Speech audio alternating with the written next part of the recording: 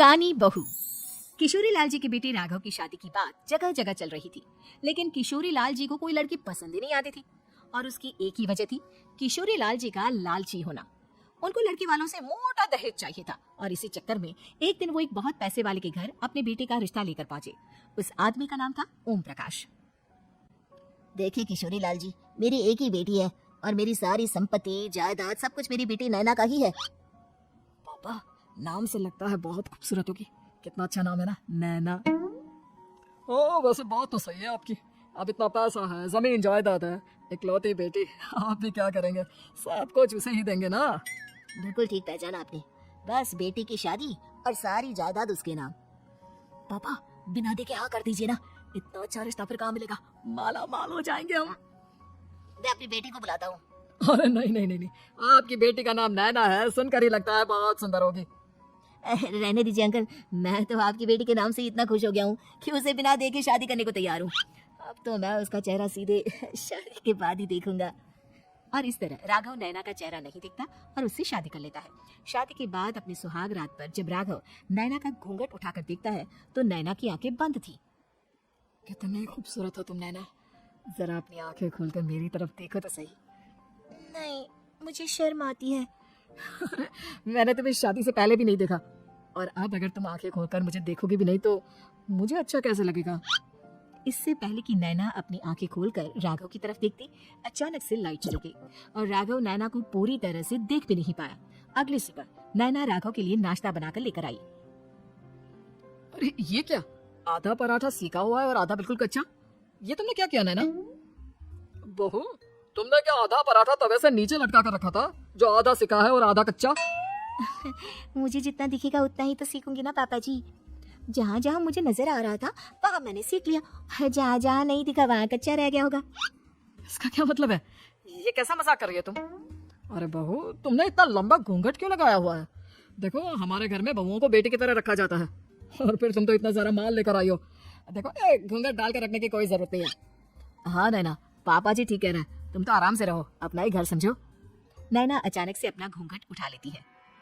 अरे ये क्या पापा, नैना की तो एक आंख फूटी हुई है। नाम से नैना, लेकिन ये तो कानी बहू निकली। मेरे साथ धोखा हुआ है, धोखा। बिना दिखाए अपनी कानी लड़की मेरे संग ब्याह दी। मुझे कानी बीवी नहीं चाहिए। मुझे अभी ओम प्रकाश जी से बात करनी पड़ेगी। आखिर उन्होंने मेरे साथ ऐसा किया क्यों? अरे, आप लोगों ने ही तो पापा से कहा था कि आप लोग शादी से पहले मुझे देखना नहीं चाहते। अब मेरे पापा पर क्यों इल्जाम लगा रहे हैं? लेकिन उन्हें बताना तो चाहिए था ना कि तुम कानी हो, एक आंख से तुम्हें दिखाई नहीं देता। किशोरी लाल और राघव नाराज होकर ओम प्रकाश को अपने घर बुलाते हैं।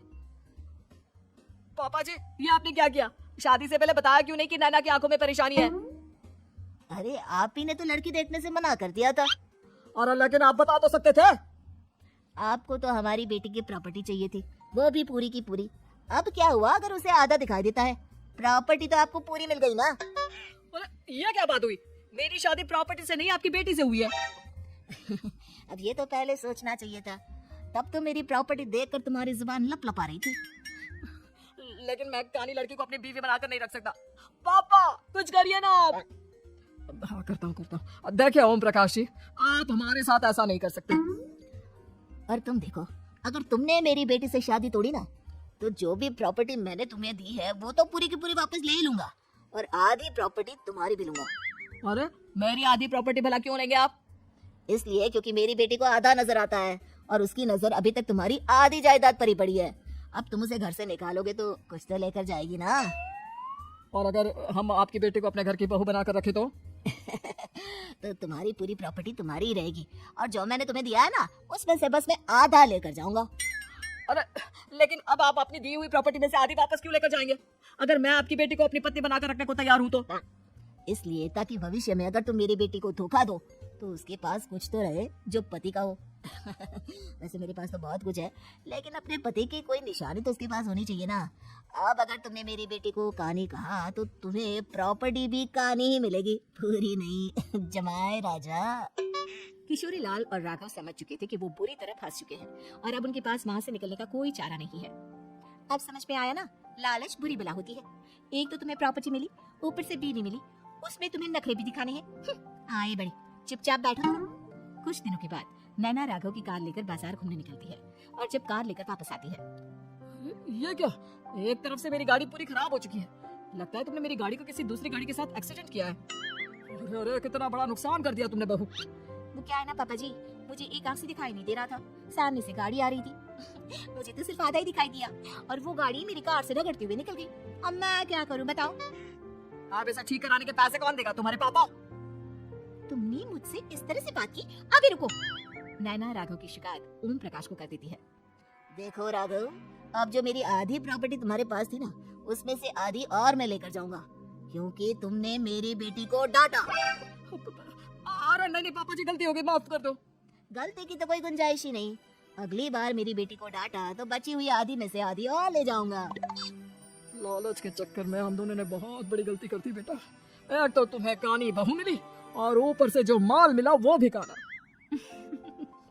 इस तरह राघव की हर एक गलती पर ओम प्रकाश उसकी प्रॉपर्टी का आधा आधा हिस्सा लेकर अपना सारा माल वापस ले गया और राघव को कानी बीवी से काम चलाना पड़ा।